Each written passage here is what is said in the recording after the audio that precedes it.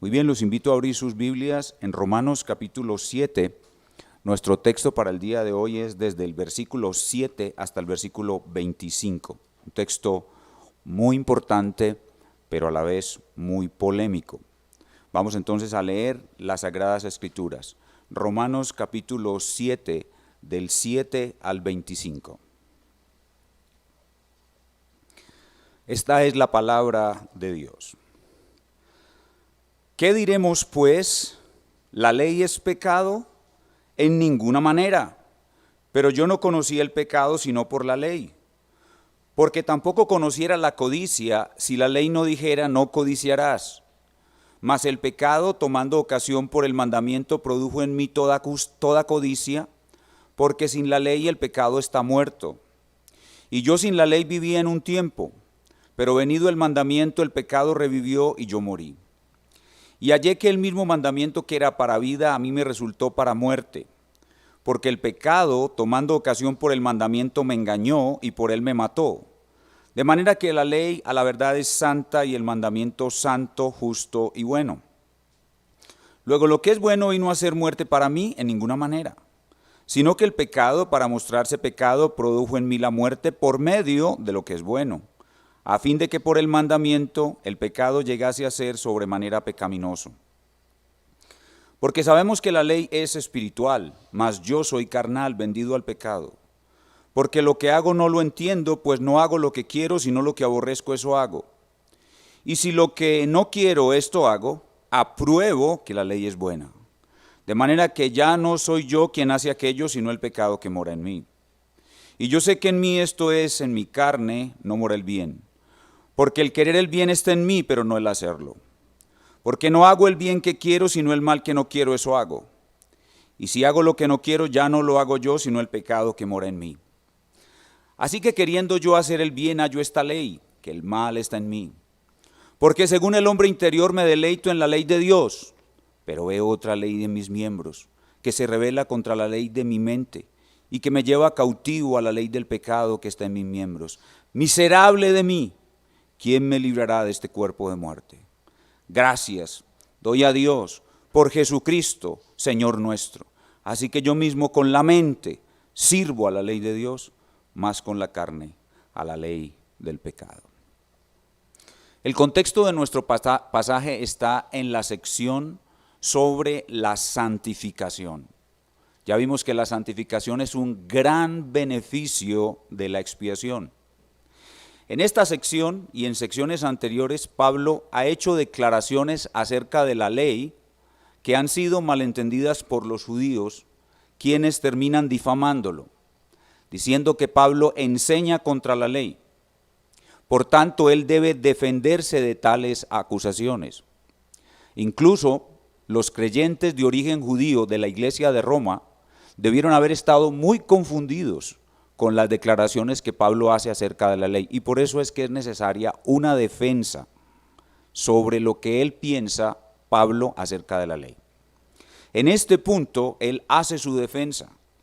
Y esa defensa encaja perfectamente con la doctrina de la santificación.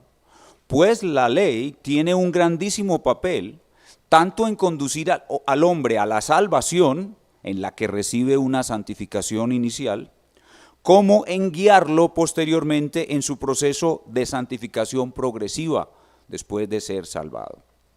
Así que el tema pues de nuestro pasaje es la defensa de Pablo ante las difamaciones que le hacen sobre el papel de la ley en el plan de Dios. Y la enseñanza de Pablo, la idea central de su enseñanza es muy sencilla. La ley es buena. Yo no enseño contra la ley. Pablo prueba cómo es que la ley es buena y de esa manera silencia a sus contradictores. El título pues de nuestro mensaje esta mañana con base en eso es Maravillas de la ley en el Evangelio invicto. Maravillas de la ley en el Evangelio invicto. Y en nuestro pasaje, el pasaje se puede dividir en dos secciones. En una primera sección, Pablo nos muestra cómo la ley conduce a necesitar a Cristo. El verso 7 al 13. La ley conduce a necesitar a Cristo. Y en segundo lugar, la ley orienta en la lucha al que está en Cristo. La ley orienta en la lucha al que está en Cristo, versículos del 14 al 25. Dos secciones. La ley conduce a necesitar a Cristo, 7 a 13, y la ley orienta en la lucha al que está en Cristo, 14 al 25. Este texto fue escrito en el siglo I, pero este texto es vital para los creyentes de todos los siglos. Veamos en primer lugar cómo la ley conduce a necesitar a Cristo en los versículos 7 al 13, y Pablo comienza con la difamación. Veamos en primer lugar en el 7a la difamación. ¿Qué diremos pues? ¿La ley es pecado? ¿De dónde viene esta difamación? Del mal entendimiento de las declaraciones que Pablo ha hecho anteriormente. Vean conmigo 5:20. 5:20. Pero la ley se introdujo para que el pecado abundase. Vean conmigo 7:6. Pero ahora estamos libres de la ley, por haber muerto a la ley, por haber muerto aquella en la que estábamos sujetos, de modo que sirvamos bajo el nuevo régimen del Espíritu y no bajo el régimen viejo de la ley o de la letra. Esas declaraciones son las que producen las difamaciones, son mal entendidas y producen las difamaciones. Esto del régimen nuevo del Espíritu, Pablo quiere decir que la ley es pecado. Esto del régimen nuevo del Espíritu quiere decir que la ley no sirve para nada. Y esa es la difamación. ¿Y cómo responde Pablo a la difamación? Ahí mismo en el versículo 7. En ninguna manera, y ustedes ya saben cómo se debe entender ese en ninguna manera. Se pone la mano en la cabeza, se rasga los vestidos y les dice, no sean brutos, no digan esa brutalidad, pero más fuerte, ya ustedes saben. ¿Cómo responde entonces Pablo a la difamación? En ninguna manera. Y para probar que la ley es buena, Pablo desarrolla a partir de ahí un argumento en el que muestra tres funciones de la ley. Va la primera, continúa el verso 7 después del punto. Pero yo no conocí el pecado sino por la ley. El pecado está escondido en el corazón del hombre y la ley hace que el hombre se dé cuenta de que es pecador. Continúa diciendo después del punto y coma, porque tampoco conociera la codicia si la ley no dijera no codiciarás. El mandamiento no codiciarás es una prohibición de lo escondido en el corazón. Pablo creía, como otros fariseos, que solo eran pecado los actos, pero la ley hace que lo oculto, el pecado escondido se manifieste. Realmente nadie ve qué tan malo es hasta que se encuentra con la ley. Y en ese encuentro entre nuestro pecado y la ley se produce la segunda función de la ley. Ahí viene el encuentro entre el pecado y la ley, verso 8. Mas el pecado, tomando ocasión por el mandamiento, miren, ahí se encuentra el pecado y la ley, produjo en mí toda codicia. Esa es la segunda función de la ley. Cuando se encuentran el pecado y la ley, el pecado usa la ley para producir más pecado. Esa es la segunda función de la ley, donde Pablo dice que la ley hace que el pecado abunde. No es porque la ley sea mala, no es porque la ley misma haga pecar, sino porque el pecado usa la ley. Produjo en mí toda codicia, porque sin la ley el pecado está muerto. Sin la ley el pecado está tranquilo. Sin la ley está el pecado sin acción. Eso es lo que Pablo quiere decir ahí. Entonces, aquí está el encuentro entre los dos, el pecado y la ley. La ley, debido a que el hombre es malo, al entrar en contacto con el corazón malo del hombre, provoca el pecado. Hay que resaltar esto. La ley no es mala por provocar el pecado. Es el pecado el que se levanta cuando entra en contacto con la ley. El hombre lo ejecuta y ahí viene la tercera función de la ley. Y es que la ley declara por el pecado cometido, la sentencia de muerte. Por eso Pablo dijo en el 9, y yo sin la ley vivía en un tiempo. Es decir, creía que estaba bien, creía que estaba vivo, creía que conocía a Dios, no veía mi propio pecado, Pero venido el mandamiento, el contacto entre la ley y el pecado revivió, es decir, la ley activó mi pecado, yo cometí el pecado y dice, y yo morí porque la ley produjo la sentencia de mi pecado. La ley me declaró muerto. Entonces, en estos versículos Pablo muestra que la ley es buena porque ella ejerce tres funciones. Primero, desenmascara el pecado. Segundo, entre comillas, aumenta el pecado, y hay que entender ahí de nuevo que la ley no aumenta el pecado por sí misma, sino porque el pecado la usa. Y tres, la ley sentencia a muerte el pecador. Otra vez, tres funciones básicas de la ley. Uno, desenmascara el pecado. Segundo, aumenta el pecado. Tercero, sentencia a muerte al pecador. En este momento, en la vida del pecador se está dando la convicción de pecado.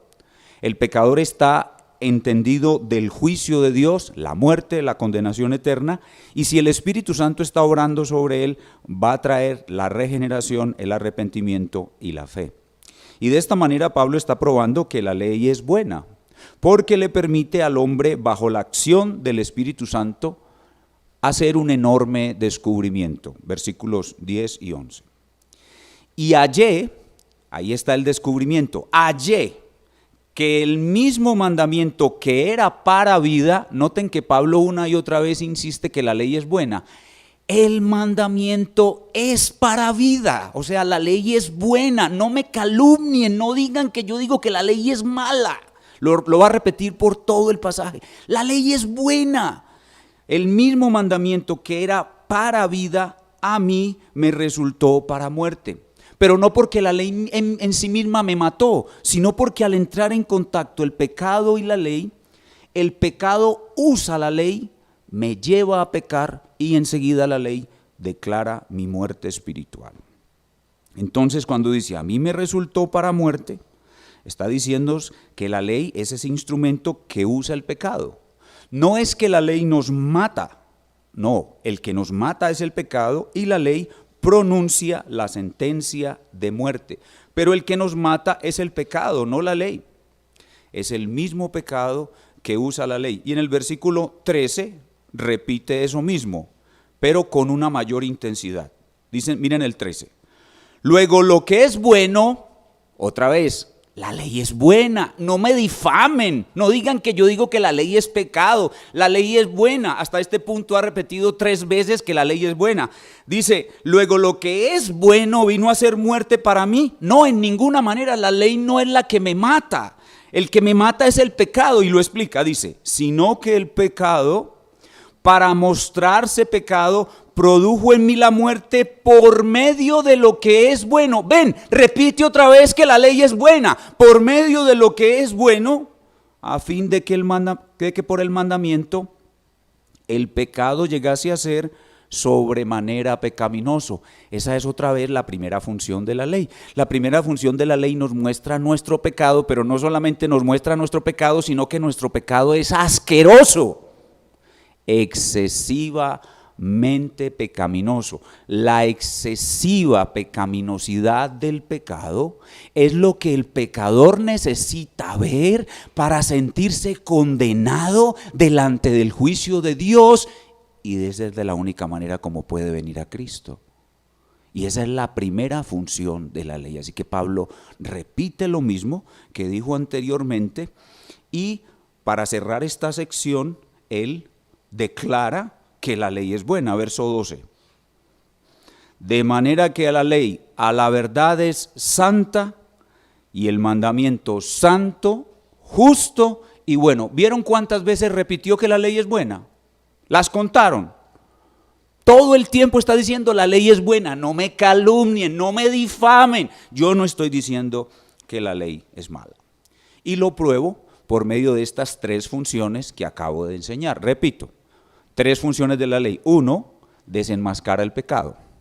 2, aumenta el pecado. Y 3, produce la sentencia de muerte por haber cometido el pecado. 3 funciones de la ley, con las cuales Pablo prueba que la ley es buena y se libra de las difamaciones de los judíos. Esto que acabamos de leer parece ser la historia más profunda de la conversión de Pablo. Ya habíamos estudiado en el libro de Hechos cómo fue la conversión de Pablo, pero aquí es como una especie de radiografía de su corazón. Está mostrando lo más profundo de su corazón. Y lo podíamos presentar más o menos de la siguiente manera. Pablo lo que está diciendo aquí es más o menos como esto. Miren, yo vivía engañado creyendo que era bueno, codiciaba, eso es muy importante en el caso de Pablo, la codicia, codiciaba ser el hombre más bueno de mi nación y de pronto, muy probablemente después de disputar con Esteban, lo que me dijo Esteban me mostró que la ley me hacía ver mi pecado. Vi mi pecado que era excesivamente pecaminoso. La ley fue usada por mi pecado para cometer más pecado y luego la ley me dejó ver mi sentencia de muerte. Entonces, camino a Damasco, el Señor me buscó y me salvó. Esa es esta primera sección en la cual Pablo muestra pues que la ley es buena y muestra tres funciones de la ley. Ahora veamos cómo una vez más Pablo se defiende de sus acusadores y nos muestra cómo una vez el creyente, la persona elegida es llevada a Cristo y se inicia en ella el proceso de santificación, la ley juega un papel muy importante también en ese proceso de santificación. En esta segunda sección Pablo nos muestra cómo la ley no santifica al creyente, solo el Espíritu Santo santifica, pero la ley sigue mostrando el bien y el mal al creyente en medio de una tremenda batalla. La ley ahora le muestra al creyente convertido, lo que es bueno y lo que es malo en medio de una tremenda batalla. Y esa es la segunda sección de nuestro pasaje. Ya vimos cómo la ley nos conduce a necesitar a Cristo. Ahora veamos cómo la ley orienta en la lucha al que está en Cristo. Y esta sección está entre los versículos 14 y 25. Pablo introduce esta sección enseñando otra característica de la ley. Pablo introduce esta sección diciendo, la ley es espiritual. Y esa es otra forma de decir que la ley es buena, que es espiritual, que es del Espíritu, que es de Dios. Y esta expresión espiritual viene sin duda alguna de las reflexiones de Pablo acerca de la codicia, porque la ley fue la que le mostró su pecado de codicia. El pecado de codicia, que es un pecado que se comete sin hacer ninguna acción, y eso pues lo afectó mucho a él como fariseo, porque él creía que los pecados eran solo las acciones, pero ahora dice la ley es espiritual, califica la ley debido a esa experiencia, y al decir que la ley espiritual está diciendo que la ley es buena. Y esa expresión, cuando Pablo dice que la ley es espiritual, es para contrastarla con lo que queda dentro de él, del viejo hombre, el cual él lo llama carne. Lo que queda dentro de Pablo, después de convertido de su viejo hombre, Pablo lo llama carne. Entonces introduce esta sección diciendo, la ley es espiritual para crear un contraste entre el espíritu que mora en él y la carne, es decir, el remanente de pecado o lo que queda del viejo hombre, que también está dentro de él. Dentro de él está el espíritu, la ley es espiritual, y la carne. La carne es el remanente de pecado que queda en él. Y entonces Pablo describe esa tremenda batalla en la cual se encuentra todo creyente. La batalla entre el espíritu que mora en él, el régimen nuevo del espíritu, y la carne, que es lo que queda en él del viejo hombre. Entonces comienza en esta sección mostrando el origen de esa lucha, el origen de esa batalla. Miren conmigo el verso 14, que es el verso más polémico del pasaje, el verso 14. Dice, porque sabemos que la ley es espiritual, ya sabemos a qué se está refiriendo, la ley es buena, la ley es del Espíritu Santo, la ley tiene la naturaleza de Dios, Dios es espíritu, la ley es espiritual, mas yo soy carnal, y algunos hermanos interpretando este pasaje han pensado que cuando dice yo soy carnal no puede tratarse de un verdadero cristiano, porque el único que es carnal es el inconverso. Carnal significa totalmente dominado por la carne. Esa es la característica del hombre sin Cristo. Él es carnal. Y aquí entonces algunos intérpretes han pensado que el resto de la sección se refiere no a un verdadero creyente, sino a un inconverso. Pero no es así.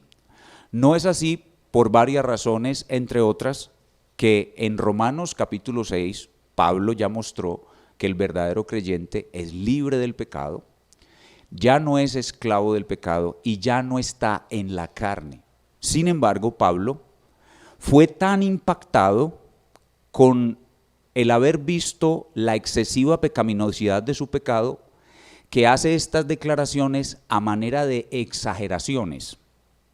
Y eso no es anormal en él. Él a veces hace unas declaraciones que son como exageraciones, como por ejemplo en Romanos 9 dice, yo desearía ser anatema, yo desearía ser maldito, apartado de Cristo, es decir, yo desearía irme al infierno con tal de que mis hermanos israelitas fueran salvados. Eso realmente es una exageración. Bueno, en ese mismo sentido, Pablo está diciendo aquí, yo soy carnal. Lo está diciendo en una forma exagerada. Está tan impactado, tan decepcionado de sí mismo al ver la porquería que todavía lleva dentro, que dice en una forma agónica y dolorosa, casi que poética, que él es carnal. Pero en realidad no puede significar que él es inconverso, ni puede estar refiriéndose a un inconverso, porque ni el contexto ni el resto de la Biblia lo permiten.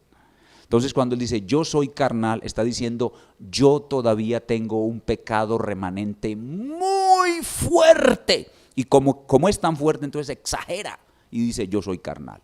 Y la siguiente frase es lo mismo, dice vendido al pecado. Dice yo soy carnal vendido al pecado, es decir, esclavo del pecado. Eso no puede ser. ¿Por qué? Porque en Romanos 6 nosotros lo vimos decir más de 10 veces que el creyente es libre del pecado. Entonces de nuevo es resultado del impacto que Pablo está usando un lenguaje que no puede ser tomado literalmente, a pesar de que este tipo de literatura es prosa. Aquí carne y vendido al pecado no pueden ser tomados literalmente. Pablo está exagerando. Y de esa manera coloca el contraste entre espíritu y carne. La ley es espiritual, mas yo tengo una porción de carne tan poderosa que podría decir, exagerando un poco, que yo soy carnal. Y genera el origen, o sea, describe el origen de esta terrible batalla que hay dentro del creyente entre el espíritu y la carne, en la cual la ley juega un papel muy importante. Ese es el origen de la lucha, ese es el origen de este conflicto, en el cual el espíritu y la carne batallan y la ley es un aliado muy importante del espíritu. Y ahora continúa hablando sobre la dinámica de esa lucha. Ya mostró el origen de esa lucha y ahora va a mostrar la dinámica de esa lucha. Y esa dinámica comienza con el gran desconcierto que experimentamos todos los cristianos cuando nos vemos envueltos en esta lucha. Verso 15. Porque lo que hago no lo entiendo, un grandísimo desconcierto, pues no hago lo que quiero, sino lo que aborrezco, eso hago. Lo que Pablo está diciendo es esto: dentro de mí está el querer y el hacer. Dentro de mí está el querer y el hacer. Y es como si el querer y el hacer dentro de mí estuvieran en diferentes bandos. Una cosa quiero, la ley, amo la ley, y otra cosa hago, el pecado. Soy arrastrado y vencido por el remanente de pecado que queda dentro de mí. Entonces, a través de esto, Pablo sigue demostrando que la ley es buena, porque ¿qué es lo que me permite saber qué es bueno y qué es malo en medio de esta gran lucha? La ley. Y por esto, Pablo con esto quiere decir, bueno, ¿se dan cuenta de que yo no predico contra la ley? ¿Se dan cuenta de que yo no soy antinomiano? Yo soy a favor de la ley. El versículo 16 continúa diciendo, y allí declara una vez más su gran argumento que domina el pasaje. Y si lo que no quiero, eso hago, ¿qué? Apruebo que la ley es buena, que es lo que ha querido probar todo el tiempo. Noten que en esta segunda sección el argumento es el mismo, y por eso fue que el pastor Julio y yo decidimos presentar este pasaje como una sola unidad. Este pasaje se puede presentar en dos, la primera del 1 al 13 y la segunda del 14 al 25, pero al ver esta tremenda unidad que hay en función de la ley, en función de probar que la ley es buena, fue que decidimos con el pastor Julio presentarlo como un solo pasaje. Pablo dice una vez más, apruebo que la ley es buena. Es que no se puede decir lo contrario, porque la ley es la única que me sigue orientando después de salvado sobre qué es bueno y qué es malo. Y ahora en el resto del pasaje, los versículos 17 al 23, utiliza la estrategia que ya le hemos visto usar antes, y es que repite esa enseñanza de la lucha entre el querer y el hacer con variados argumentos, pero al fin y al cabo es una repetición. Observen de nuevo en la lectura, voy a leer otra vez la lectura, va a ser la lectura despacio, y se van a dar cuenta de que toda la sección es la lucha entre lo que quiero y lo que hago. Quiero la ley, amo la ley es buena, pero hago el pecado porque todavía el remanente de pecado que hay en mí es excesivamente poderoso. Observen con cuidado. De manera que ya no soy yo quien hace aquello, sino el pecado que mora en mí. Obviamente no está tratando de evadir la culpa de todo pecado es mía, pero está hablando en un lenguaje metafórico. Y yo sé que en mí, esto es en mi carne, en lo que queda de mi hombre corrupto dentro de mí, no mora el bien. Porque el querer el bien está en mí, pero no el hacerlo. Noten la repetición. Porque no hago el bien que quiero, la ley, sino el mal que no quiero, la carne, eso hago. Y si hago lo que no quiero, la carne, ya no lo hago yo, sino el pecado que mora en mí. De nuevo, no está evadiendo la culpa. Así que queriendo yo hacer el bien, el querer, hallo esta ley, y aquí la palabra ley cambia de significado, lo voy a explicar en un momento, que el mal está en mí, la carne. Porque según el hombre interior, el espíritu, me deleito en la ley de Dios, la ley es buena, pero veo otra ley, aquí la palabra ley cambia de significado, en mis miembros, que se revela contra la ley de mi mente, de nuevo el contraste, y que me lleva cautivo, es decir, perdí una batalla, a la ley del pecado que está en mis miembros. Voy a explicarlo un poco más. Dice que Pablo que hay dos poderes o leyes dentro de él. En el versículo 21, la palabra ley que venía significando los 10 mandamientos cambia de significado. En el verso 21 dice, así que queriendo yo hacer el bien, hallo esta ley. No son los 10 mandamientos, es la palabra ley ahí cambia por principio o por poder. Ahí la palabra ley se parece a cuando nosotros hablamos sobre la ley de la gravedad. Cuando nosotros hablamos de la ley de la gravedad, estamos hablando de una fuerza que hace que todos los objetos caigan al suelo. Bueno, a eso es lo que se refiere ahí, a una fuerza, a un poder, dice el 21 otra vez. Así que queriendo yo hacer el bien, hallo esta fuerza, que el mal está en mí. Porque según el hombre interior me deleito en la ley de Dios, esta sí es el decálogo, los 10 mandamientos, pero veo otra fuerza en mis miembros que se revela contra la fuerza del espíritu de mi mente y me lleva cautivo, me derrota a la ley o fuerza del pecado que está en mis miembros. ¿Notaron el cambio? Cambia la palabra ley por la palabra fuerza y de nuevo establece un contraste entre la fuerza del espíritu y la fuerza de la carne. Lo que está queriendo decir es que mientras el creyente va viviendo su vida cristiana, estas dos fuerzas batallan dentro de él. Y muchas veces en el verdadero creyente, la fuerza de la carne es superior a la fuerza del espíritu y la carne hace pecar al creyente. Entonces Pablo aquí reenfatiza la presencia de esas dos fuerzas y el desequilibrio que hay adentro de él entre lo que quiere y lo que hace. el querer, que es donde está la fuerza del espíritu, es débil, y el hacer, que es donde está la fuerza de la carne, es más fuerte que la fuerza del espíritu. Y por tal razón, al verse en esa condición, Pablo emite un grito de angustia: miserable de mí. Entonces, en esta sección Pablo mostró el origen de la batalla, carne versus espíritu, la dinámica de la batalla, el querer posee la fuerza del espíritu pero es débil, la carne posee la fuerza del pecado que es más fuerte, y el resultado final es un grito de angustia: miserable de mí, ¿quién me librará de este cuerpo de muerte? Y lo que significa este grito de angustia es lo siguiente. Lo que Pablo está gritando aquí con angustia es esto: quiero ser más santo. Miserable de mí, ¿quién me librará de este cuerpo de muerte? Porque quiero ser más santo. Esta sección es la sección que habla sobre la santidad. Y esto sucede, escuchen bien, en un creyente normal. Otra vez, esto sucede en un creyente normal. Estamos hablando de un creyente inmaduro, no, estamos hablando de un creyente normal. Aún el creyente maduro tiene esta lucha.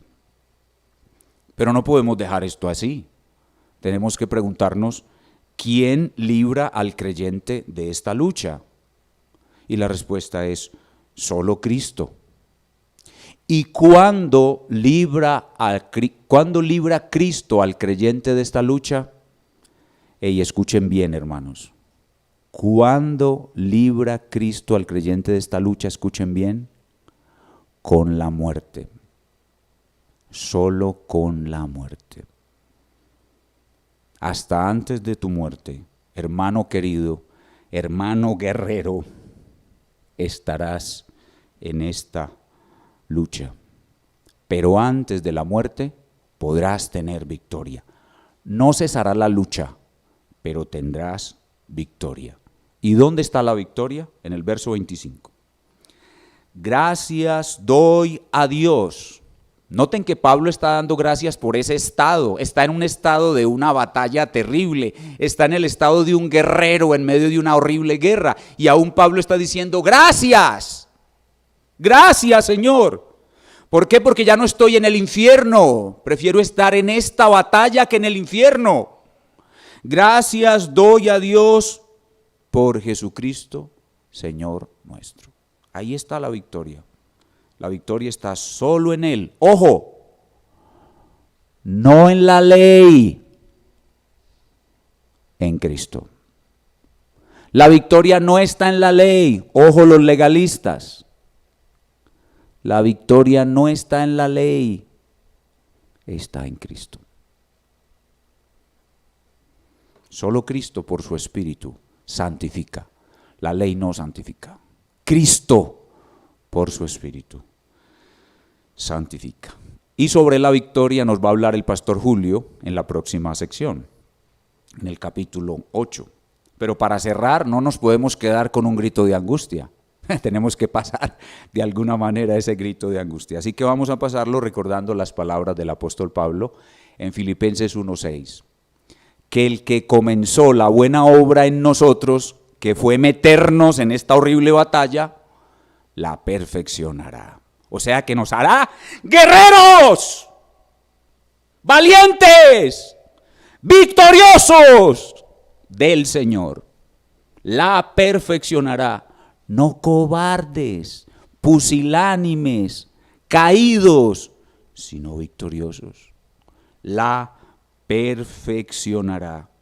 Y Pablo, para que a ningún verdadero cristiano se le olvide lo que es un guerrero, cierra el versículo 25, otra vez recordando esta dura batalla. Noten la última parte del verso 25. Así que yo mismo con la mente con el Espíritu, sirvo a la ley de Dios, la ley de Moisés, de la cual nunca hablo mal, mas con la carne, lo que queda de mi viejo hombre, sirvo a la ley del pecado, es decir, la fuerza de mi pecado remanente. Tremendo pasaje. Así con esto Pablo concluye entonces todo su argumento diciendo: nunca enseño que la ley es pecado, pruebo que la ley es buena mostrando tres de sus funciones. Ella nos hace ver nuestro pecado, ella aumenta nuestro pecado, ella nos declara la condenación de la muerte sobre nosotros y de esa manera nos hace necesitar a Cristo. Pero además digo que la ley es espiritual, aliada del Espíritu, verso 14. Digo claramente que la ley es buena, verso 16 y verso 12. Y digo que la ley es mi deleite, verso 22. Y que yo, Pablo, sirvo a la ley, versículo 25. Y de esa manera Pablo destruye a todos sus contradictores. ¿Y cuál es la aplicación para nosotros de este maravilloso pasaje, hermanos? Qué pasaje tan tremendo, qué pasaje tremendo.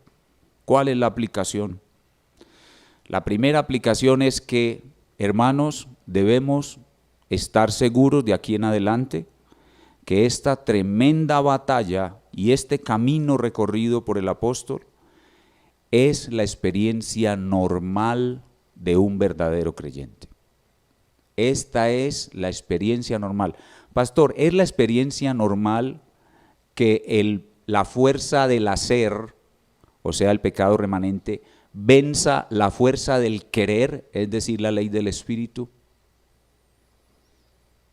Es la experiencia normal que el creyente caiga en pecado. Es la experiencia normal. Pero el creyente que cae en pecado no se va a quedar ahí, porque da un grito de angustia. Y el Señor viene en su ayuda para perfeccionarlo como guerrero y darle la victoria. Por eso está escrito: no dejarás para siempre caído al justo. Pero esa es la experiencia normal del creyente verdadero. Y esta experiencia puede hacer dudar al verdadero creyente que él sea cristiano.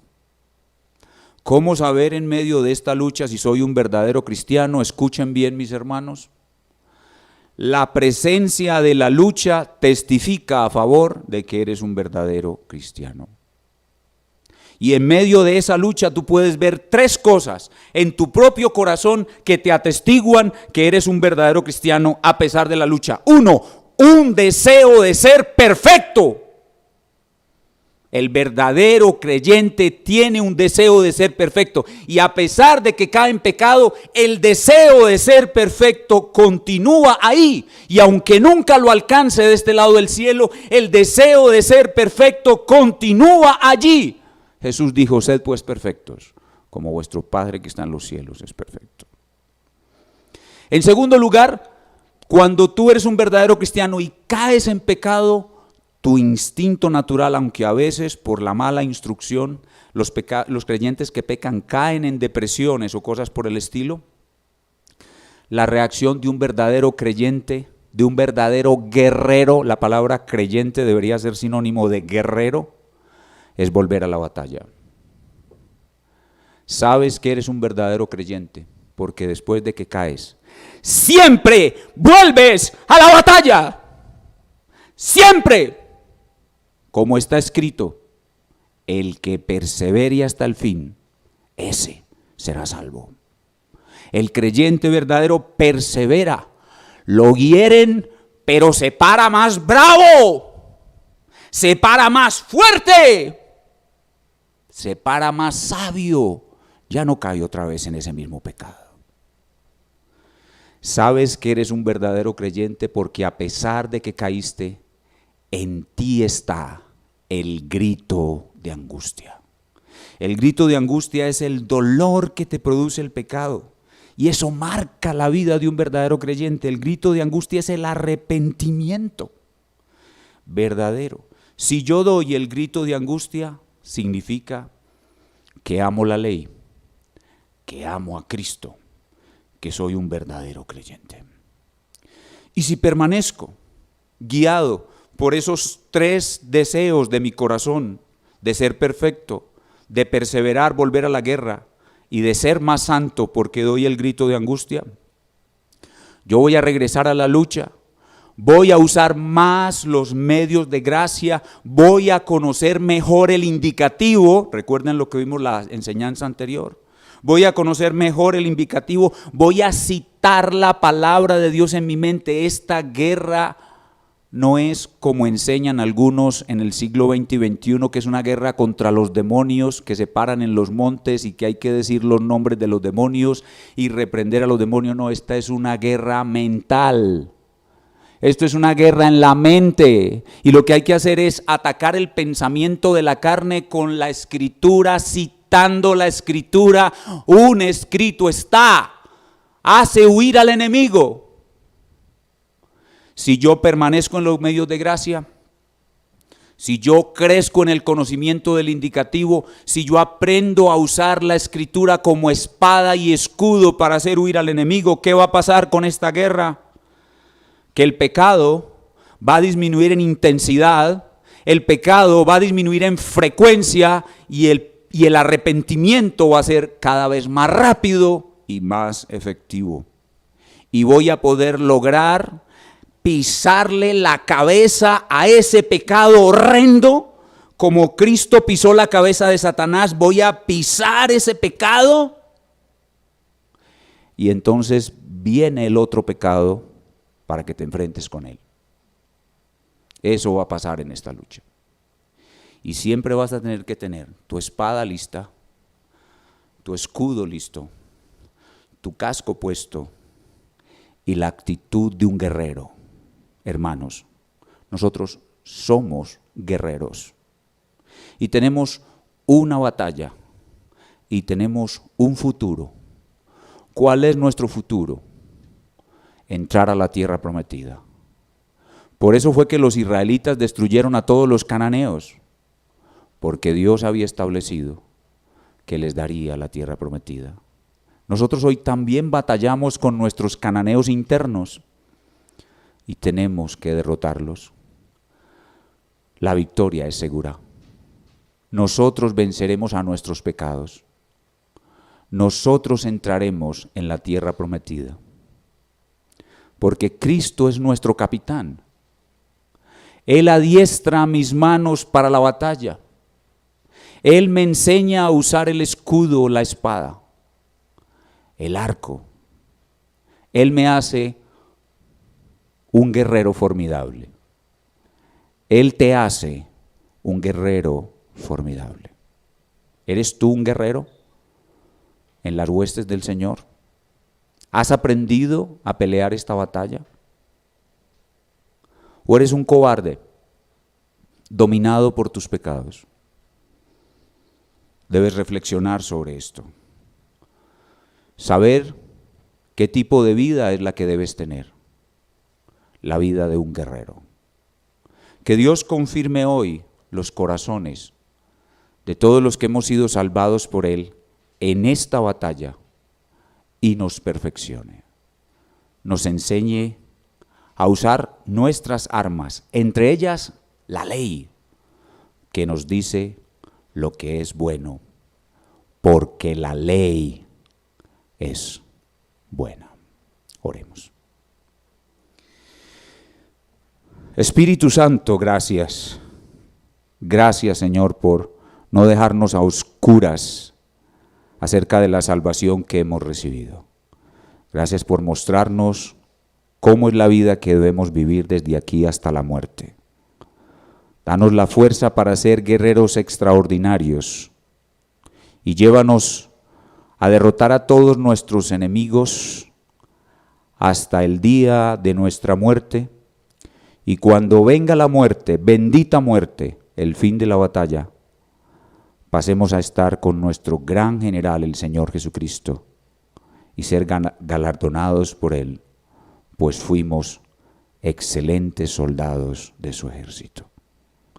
Señor, te suplico por tu iglesia, la iglesia de Cristo, la iglesia bautista reformada a la gracia de Dios y todas las demás iglesias que como nosotros peleamos esta batalla, que avives por tu espíritu nuestro corazón de guerrero, nos adiestres aún más para la batalla y nos des la victoria es tuya, nosotros peleamos en tu nombre para la gloria de nuestro maravilloso Rey.